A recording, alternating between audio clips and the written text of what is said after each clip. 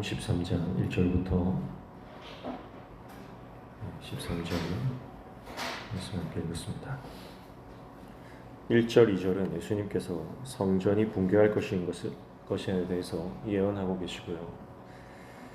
3절부터 13절까지는 그 징조들에 대해서 말씀을 하고 있습니다.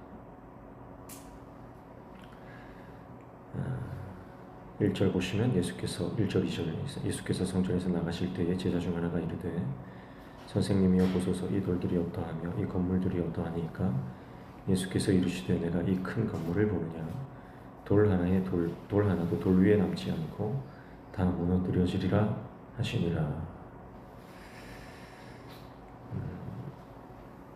예수님이 볼 때 이 성전은요, 성전이라기보다는 영적으로 바벨탑에 가깝습니다. 지금 이 제자들이 보고 있는 예수님 당시의 성전은 지금 48년째 계속해서 짓고 있는 엄청난 크기와 화려함을 가진 헤롯 성전입니다. 이것은 성전 안에서 이루어져야 하는 하나님과의 교제, 또 하나님과의 관계가 회복되는 것, 백성들이 죄를 사함받고 다시 거룩을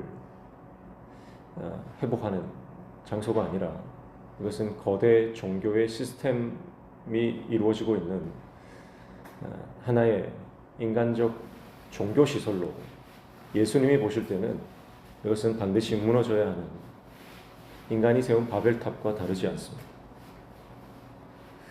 그 안에 종교인들이 있다고 해서 그것이 성전이 되는 것이 아닙니다. 하나님이 내주하셔야 됩니다. 우리 안에도 성령께서 내주하시고 또 우리 교회 공동체 안에도 성령께서 내주하시고 역사하셔야 그것이 곧 교회가 되는 것이죠. 건물이 화려하고 그 안에 종교적 제의와 시스템이 들어있다고 해서 그것이 하나님의 성전이라고 볼 수 없는 것입니다. 영적으로 잘 판단해야 돼요. 그래서 예수님께서는 이 성전은 무너져야 하는 인간적 바벨탑에 불과하다고 말씀하시는 것입니다. 자, 그러니까 제자들이 충격을 받죠. 3절, 4절 보면 예수께서 감람산에서 성전을 마주대하여 앉으셨을 때에 베드로와 야고보와 요한과 안드레가 조용히 묻되 우리에게 이루소서 어느 때에 이런 일이 있겠사오며 이 모든 일이 이루어지려 할 때에 무슨 징조가 있사오리이까 그렇게 말합니다. 감람산은 성전을 마주보고 성전이 잘 보이는 장소입니다. 그래서 그 성전을 바라보면서 이 웅장한 성전이 과연 무너질까? 예수님 말씀처럼 과연 이 성전이 무너질까? 그 안에 질문이 있었습니다. 그리고 그럼 만약 무너진다면 이런 일들이 언제 일어나겠느냐라고 하는 질문을 예수님께 던지고 있는 거죠. 그래서 예수님께서 5절부터 그 재난의 징조와 또 성전이 무너질 때 일어나는 그 모든 상황에 대해서 예언을 해주십니다. 자연재해와 천재지변, 전쟁과 기근, 그리고 제자들, 믿는 사람들에 대한 박해가 일어날 것이고 이 일들 후에 성전이 무너질 것에 대해서 말씀을 하고 있습니다. 근데 예수님께서 결론적으로 마지막 13절에 보시면 이렇게 말씀하죠.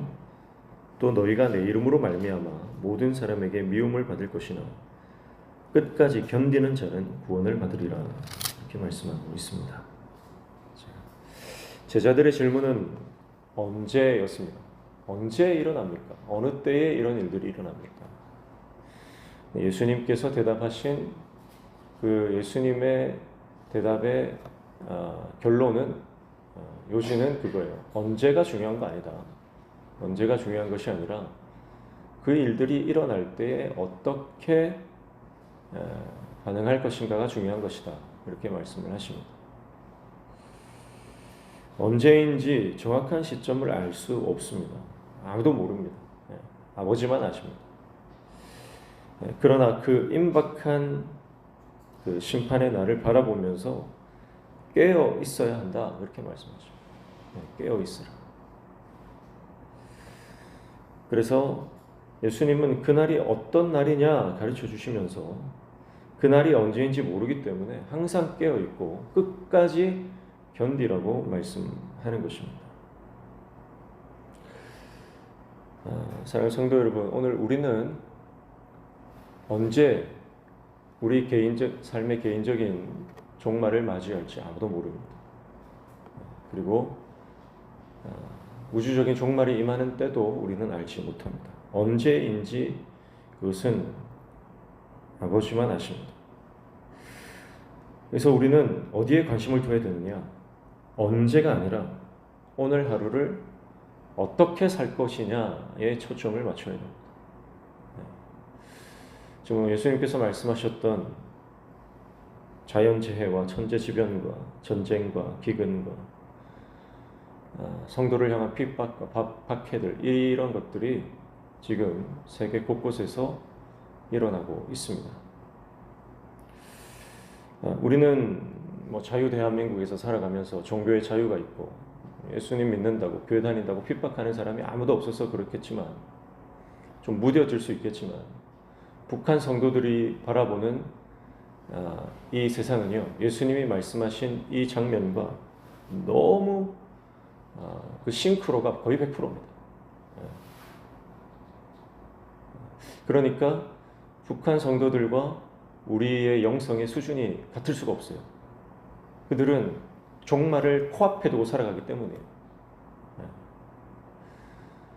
지금 당장 예수님이 오신다고 해도 이상하지 않을 것 같은, 아니 지금 당장 예수님이 오셔야만 되는 그런 상황들입니다. 북한 주민들 뿐입니까? 핍박과 압제 가운데 있는, 전쟁과 기근 가운데 있는 열방의 모든 사람들, 모든 민족들 가운데, 그들 가운데 예수님을 주로 고백하고 있는 분들이 얼마나 많이 있어요. 그분들이 볼 때는 지금 이때가 종말의 때예요. 우리는 안이한 시대를 살아가고 있어요. 그래서 초점이, 여러분, 오늘 주님의 말씀의 초점은 그거예요. 지금 우리가 깨어 있어야 할 때다. 지금 비본질적인 것 가지고 싸우고 비본질적인 것 때문에 서로 헐뜯고 아웅다웅할 때가 아니다. 지금은 복음과 이 진리를 위해서 목숨 걸고 깨어 끝까지 견뎌야 할 때다. 그 말씀을 하시는 것이죠. 사랑하는 성도 여러분, 오늘 예수님이 오신다 하더라도 주님께서 칭찬하시는 삶을 살아가시기를 축복합니다. 오늘 내 인생의 마지막 날이라 할지라도 하나님께서 의롭다 인정하시는 그런 삶을 오늘 하루 살아가시기를 축복합니다. 핍박이 우리 인생 가운데 만약 닥친다면 그 핍박은 성도가 종말의 시기를 살고 있다는 증거가 됩니다. 환난과 핍박 가운데 계신 성도님 계십니까? 그렇다면 더욱 깨어 복음에 합당한 삶을 살아가시기를 축복합니다. 진리 안에 거하며 나에게 맡겨진 사명을 잘 감당하고 내 옆에 있는 사람들을 사랑하는 삶을 살아가시기를 축복합니다.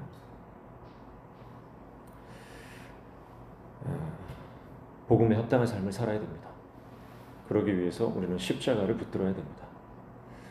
교회를 평생 다녀도 십자가를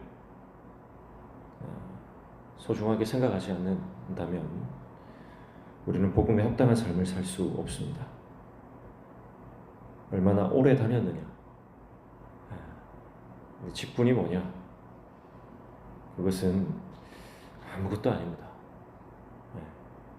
자기 전 재산을 바쳐서 교회를 세워도 그 안에 복음이 없으면 아무것도 아닙니다.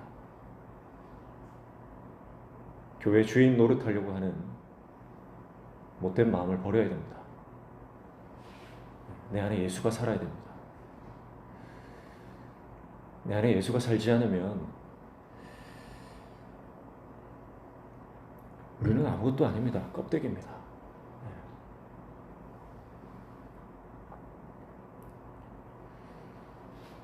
함께 기도하겠습니다.